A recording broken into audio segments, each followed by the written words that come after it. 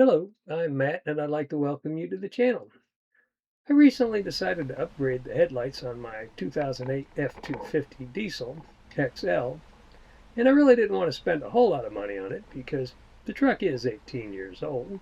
So I decided to ask Google AI for suggestions. And I wanted a headlight that met DOT standards but also didn't break the bank.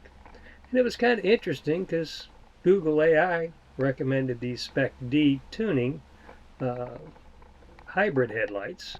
And they're considered hybrid headlights because they have a halogen high and low beam, one incandescent turn signal bulb, along with some LED turn signal bulbs that give you the sweeping kind of appearance to the turn signal, and white LED daytime running lights. Though my truck doesn't have daytime running lights, so those lights are just on when the parking lights or the headlights are on. And all the reviews that I saw pretty much just showed you the headlights, and Spec D really only shows you just the headlights and shows them on, but doesn't really show you the difference that you'll see when you put them on your truck. So I thought I'd give you an example. I'm just about to turn the high beams on.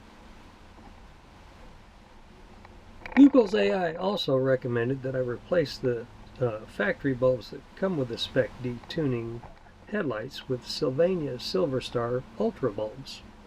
And I recommended that to make them more reliable and a lot brighter. The top half of the screen that you see here are the Spec D Tuning housings that I've replaced the factory Spec D Tuning headlight bulbs with the Sylvania SilverStar Ultra bulbs, which is kind of ironic because the bottom half of the frame are probably 6 or 7 year old Sylvania SilverStar Ultra bulbs that I put in my original housings. So they have dimmed because they supposedly dim quite a bit in the first 2 years. In this part of the clip, you can see that the Spec D low beam has kind of a drop down on the oncoming traffic side, which should be less blinding to oncoming traffic, which I think is pretty cool. But it's also one of the things I'm not sure that I like about the headlight, because the way that it operates is it uses a solenoid to move a screen in front of the bulb, because it only uses one bulb for the low end high beam. It just uses a screen in front of it to create the low beam, which is why you have that little drop down on the oncoming traffic side. But I'm not really convinced that I really like the idea of a mechanical solenoid in my headlight. Let me know what you think in the comments section. Are you comfortable with a solenoid in your headlight, or would you rather just have two different bulbs? I was originally thinking about going to full LEDs for the headlights, but when I looked online, they start out at about $500, and they go up to about $1,100, and I really didn't want to spend that much money on this 18-year-old truck. But what do you think? Do you think this is a good option, or would you have spent the $500 to $1,100? At the time of this recording, I purchased the Spec D housings along with the Sylvania SilverStar Ultra bulbs for a total of right at $300, which, as we all know, prices will change depending on when you look at this video. The following is a short video of me changing out the bulbs in the headlight housings. Swapping the housing from the factory to the SilverStar is really pretty easy. You just remove this rubber housing, pull the wiring harness off, use this little wire clip and remove that, and then you can change the headlight. And as you can see here, I'm using the Sylvania SilverStar Ultras, and in this particular application they're H7 bulbs, but from what I read they can all be different, so you want to make sure you get the correct bulb if you decide to go through this process. And you just put it all back together, which is really pretty simple. And I'm using rubber gloves because I didn't want to take a chance of messing up the SilverStar Ultra bulbs.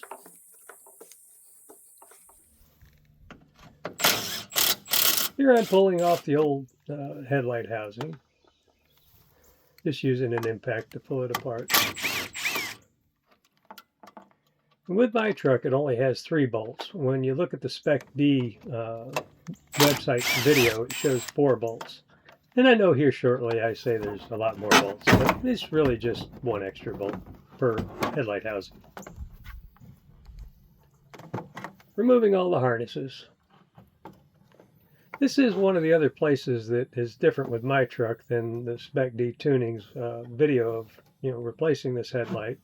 Is with the Spec D Tuning's video, it shows you using some of the original components from the headlight housing, but in this application you're just unplugging and plugging the new ones in, which I like better because a lot of my older parts are kind of fragile, and some of the plastic locking mechanisms broke off when I was taking them apart. Now I'm just sticking it all back together. I'm trying to figure out all the wires because I'm not a mechanic, and I'm certainly not an electrician.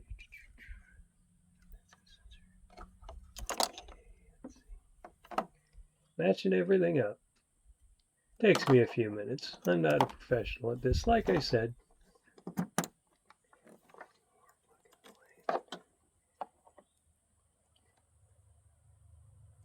Gotta make sure I get it right.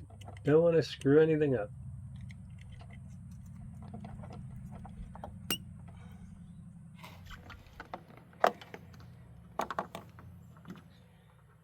Minus all the videotape, and this probably wouldn't have taken me an hour, but it took me probably an hour and a half with trying to get everything videotaped and getting it all together so you could watch it. But it's not a very difficult process.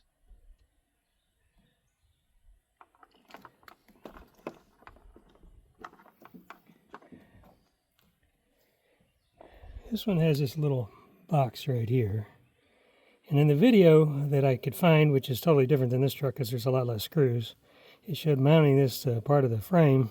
But I really don't see any place I want to drill any holes in, so I'm going to go get a zip tie and tie it to the one harness. And if somebody knows something better, leave me a comment in the comment section and give me a better idea how to mount it.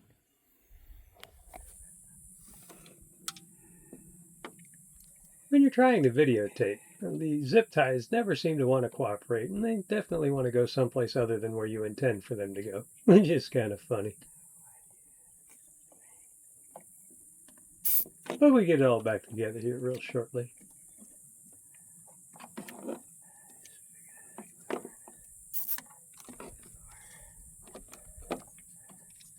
And yeah, sometimes I do talk to myself. Don't you?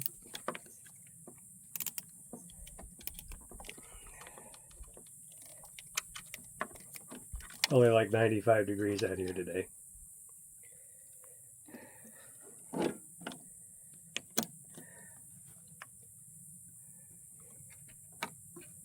You do have to look at the clips on the on this headlight on the right hand side to make sure you get them in so you don't bend them when you push hard to get it into its slots, because there's some little wire clips that go in.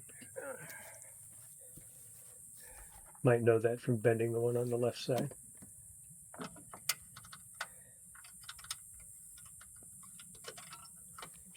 Starting all the threads with my fingers to make sure I don't cross thread anything, because I might have done that before too.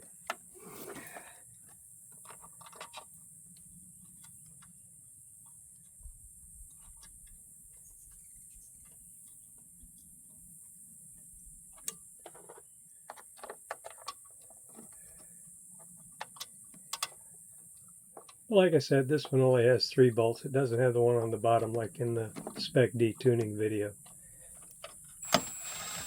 And yes, I'm just running these close with the impact. I'm not tightening them all the way up because I don't want to break anything. But it beats the heck out of using the little ratchet to get them all the way up, because that takes a while. So much easier to finish them up this way.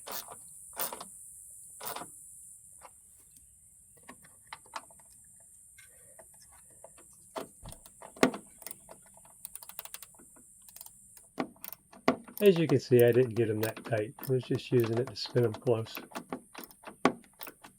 For all you mechanics out there that would yell at me for tightening with an impact. And I can't blame you. I've screwed up enough threads with an impact myself.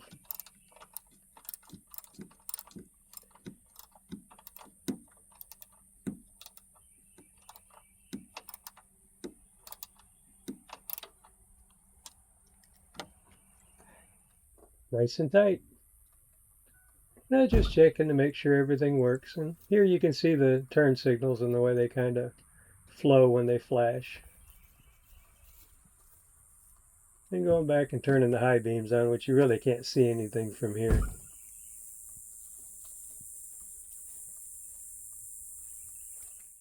A quick oncoming view of what the headlights look like after they're all done. Thanks for watching, and may you have an awesome day.